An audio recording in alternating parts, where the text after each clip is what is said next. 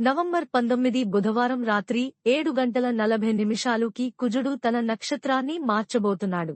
అనురాధ నక్షత్రం నుంచి కుజుడు జ్యేష్ఠ నక్షత్రానికి ప్రవేశించబోతున్నాడు. దీంతో కొన్ని రాసుల వారి జీవితంలో అనేక మార్పులు రాబోతున్నాయి. జ్యేష్ఠ నక్షత్రంలో కుజుడు డిసెంబర్ 7 వరకు సంచారం చేస్తాడు.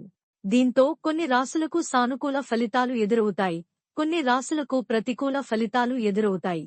ఈ రాసుల వారికి మాత్రం రేపటి నుంచి స్వర్ణకాలం అని చెప్పొచ్చు. మరి ఆ అదృష్ట రాసులు ఎవరు? ఏ రాసులకు కుజ నక్షత్ర సంచారంతో శుభ ఫలితాలు ఎదురవుతాయో తెలుసుకుందాం. కుజ నక్షత్ర సంచారంలో మార్పు ఈ రాసులకు అనేక లాభాలు. మకర రాశి. మకర రాశి వారికి కూడా నక్షత్ర సంచారం బాగా కలిసి వస్తుంది. కుజుడు జ్యేష్ఠ నక్షత్రంలోకి ప్రవేశించడంతో ఈ రాశి వారు శుభ ఫలితాలను పొందుతారు. వ్యాపారంలో బాగా కలిసి వస్తుంది.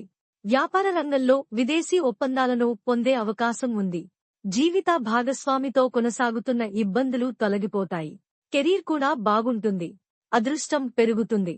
అనేక విధాలుగా లాభాలను పొందుతారు.